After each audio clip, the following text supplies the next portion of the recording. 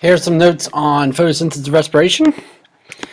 So photosynthesis only occurs in plants, and it happens in the chloroplast.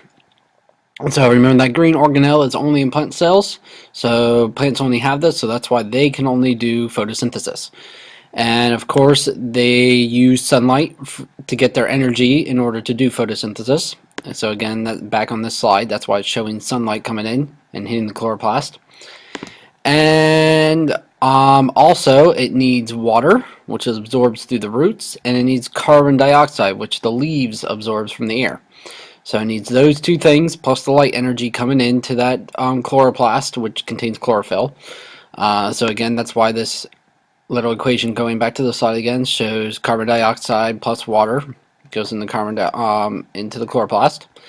And then finally, oxygen and sugar are given off, which gives us to our full photosynthesis. So we got carbon dioxide, water, plus the light, make cell food, which is glucose, and oxygen. Alright, so plants give off oxygen and take in carbon dioxide, and this is used to make food, and it's done using the light. Now, photosynthesis, like all processes, are controlled by enzymes, which is why the leaves start to turn color, because the chlorophyll no longer works. Alright, so now we got chemosynthesis. So chemosynthesis is what happens down in the dark. It happens, bacteria use it. They use chemicals like hydrogen sulfide to make sugar. And make sugar again, so this is how they make food and provide food for themselves. So it's like photosynthesis that makes sugar, but it's different because it's done in the dark and it uses chemicals instead of light for energy. And this is kind of the comparison here. Photosynthesis on the left, chemosynthesis on the right. And they're just comparing those two. Going down the respiration now. So photosynthesis made food, and that was in plants. Respiration occurs in both plants and animals. It occurs in both of them. It occurs in both of them because they both have mitochondria, and they both need energy. That's the main thing of what respiration is used for, is energy. Alright, it takes the food, so the food that was made in photosynthesis if you're a plant, or the food that you ate if you're human, to make energy, which we call ATP in our body. Alright, it also takes air. So there's two things that humans need. We need to eat to get our glucose, and then we need to breathe for our oxygen.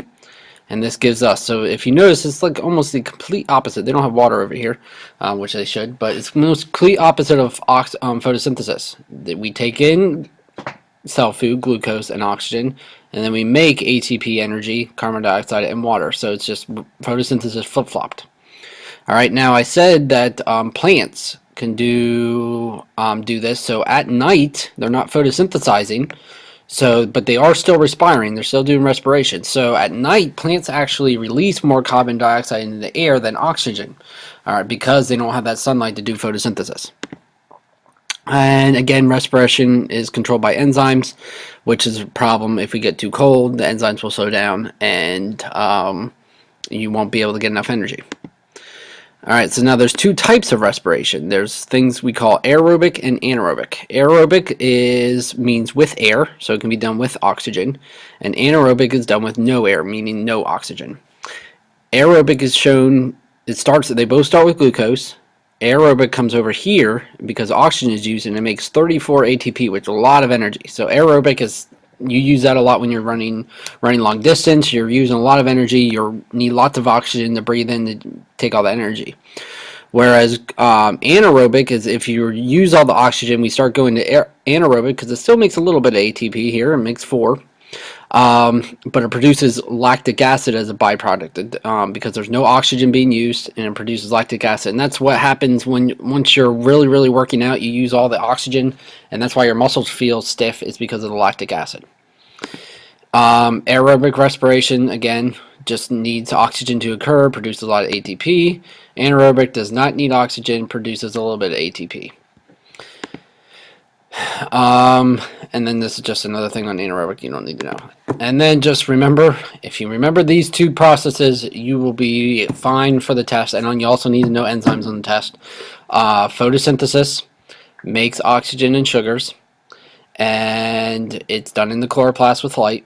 and those sugars in that oxygen will go to the mitochondria, which can be done anytime.